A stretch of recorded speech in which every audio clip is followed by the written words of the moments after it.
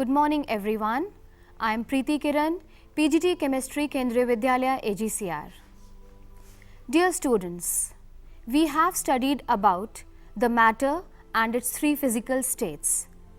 Matter is everything around us. Matter can occupy space and has mass. Matter are of three types, that is solid, liquid and gas. Solid. Solid has a fixed shape. Solid has a fixed volume. Particles are arranged in a tight, regular pattern. Particles move very little. You can see that in the solid state, particles are not free to move. They are just oscillating about their mean position. Liquid. You can see in the liquid state, particles are freely moving. You can see that the movement increases when the liquid is hot. Gaseous state. How fast the particles are moving, they are free to move. Dear children, just because of this free movement in the gaseous and the liquid state, there is a property known as fluidity.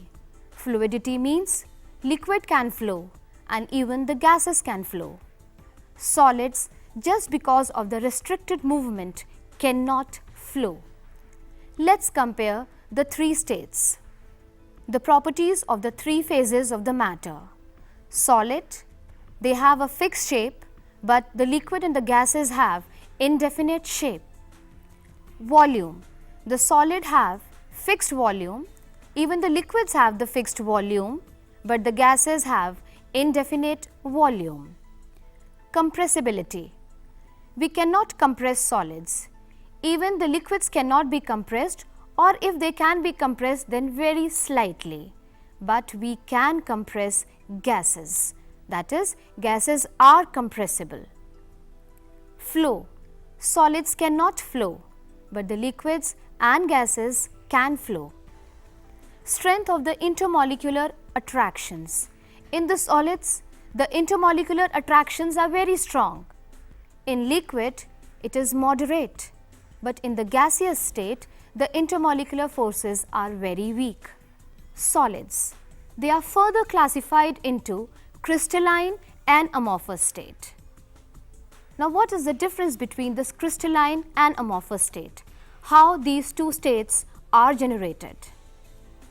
When the constituent particles are orderly arranged and the orderness is throughout, then that solid is a crystalline solid. In the case of the amorphous solid, the particles are not arranged in a regular fashion. If there is orderness, then it is in a very small portion, and these small portions are very scattered. So, depending upon the arrangement of the atoms, the solid can be a crystalline or a solid can be amorphous. Let's study the difference in the properties one by one. The crystalline solids have definite shape and geometrical form. The amorphous solids, they do not have a definite geometrical shape. The melting point of the crystalline solids is very sharp, but amorphous solids, they do not have the sharp melting point. For a range of the temperature, they get softened. The crystalline solids are rigid and incompressible, whereas amorphous solids can be compressed. Crystalline solids gives a clean cleavage. They show a cleavage property. When we cut them, the new surfaces which are generated, they have plane surface. This is not the case with the amorphous solid. When we cut an amorphous solid, we don't get a plane surface. Rather, we get an irregular surface. Crystalline solids are anisotropic and amorphous solids are isotropic. Quartz and glass, both are made up of silicon dioxide. The basic unit of quartz and glass is same. But quartz is a crystalline solid because SiO2 is arranged in a very ordered arrangement and this orderedness is throughout. So it becomes a crystalline solid. But when this SiO2 unit is randomly arranged, there is no orderness, it becomes glass. Glass is an amorphous solid. and quartz is a crystalline solid. Depending upon the nature of the bonding, further crystalline solids are classified. Let's see that. Bonding in the solids, specifically these solids are now the crystalline solids. There are 4 types of solids: molecular, covalent network, ionic and metallic. They are all depending upon the nature of the bonding. Molecular solids. The constituent particles are molecules. For example, noble gases, iodine, etc. In the molecular solids, 3 types of intermolecular attractions are found. They are dispersion forces, dipole attractions and hydrogen bonds. All these 3 types of interactions are very weak, and when the intermolecular forces are weak, the solids are soft and their melting point is low. I am discussing all the 3 types of forces in the molecular solids by taking suitable example. The dipole interactions. When there is a bond between the 2 dissimilar atoms and the electronegativity of one atom is higher than the other atom, the shared pair of electron shifts towards more electronegative element and it creates charge. We denote this charge by delta. Delta means partial. In the case of the water, you can see oxygen is more electronegative and hydrogen is less electronegative. So, the shared pair of electron shifts towards oxygen. Oxygen has partial negative charge and hydrogen has partial positive charge, and this creates dipole. And due to this creation of the plus and minus charge, dipole-dipole interactions are developed. And since this dipole-dipole interaction is between the oppositely charged ends, so it is stronger. Bonding in the atomic solids like noble gases. We know that the octet of the noble gases is complete and they are in the most stable state. So they are monoatomic. In these monoatomic gases, the dispersion forces or the London forces are there. These forces are very weak. Now let me tell you how these forces are generated. You can see the helium molecule. What happens is the electrons are revolving around the nucleus.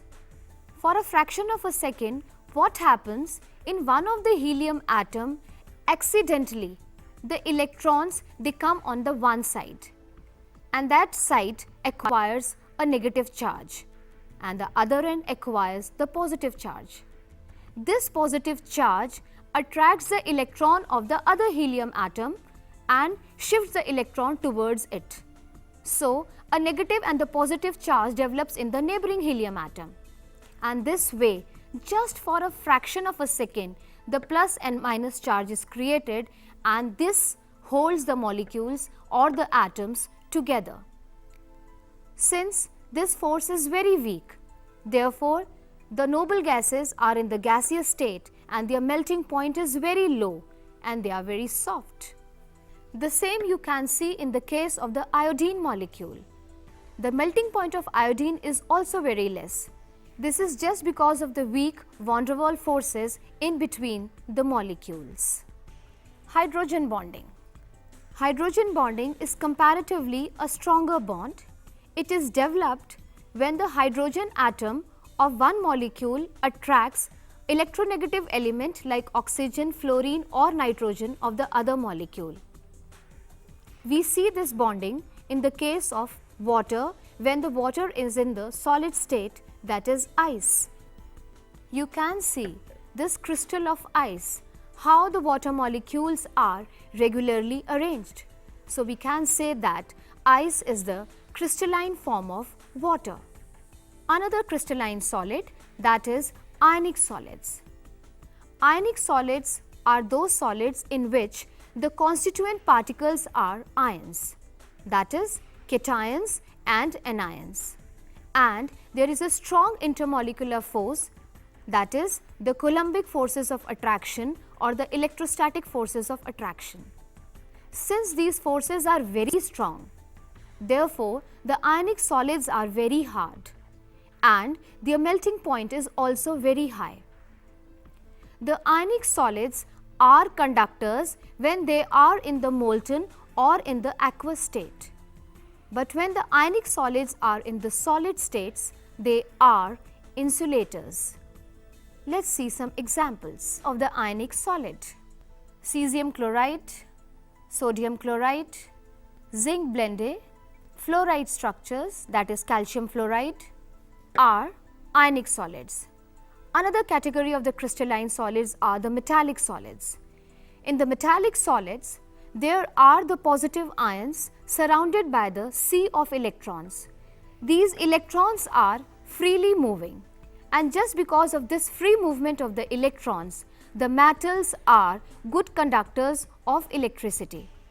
And since the bond is very strong, they have very high melting point. Covalent solids. Covalent solids, the constituent particles are the atoms and they are bonded by very strong bonds, that is the covalent bonds. The covalent bonds are directional and they are very strong.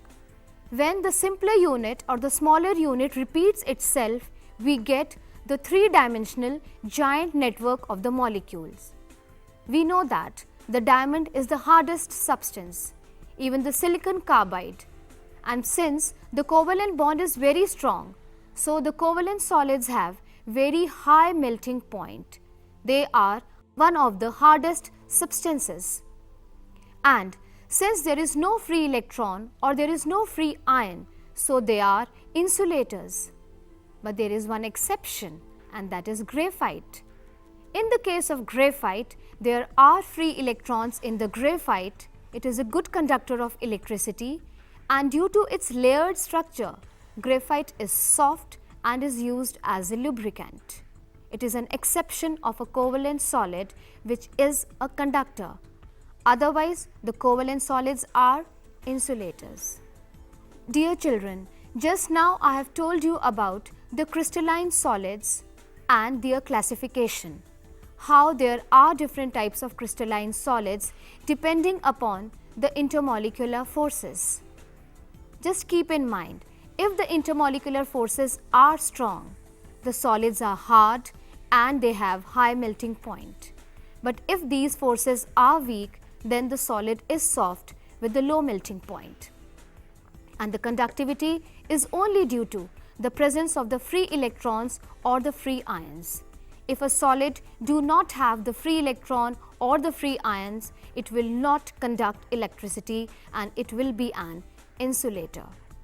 Hope everything is clear to you.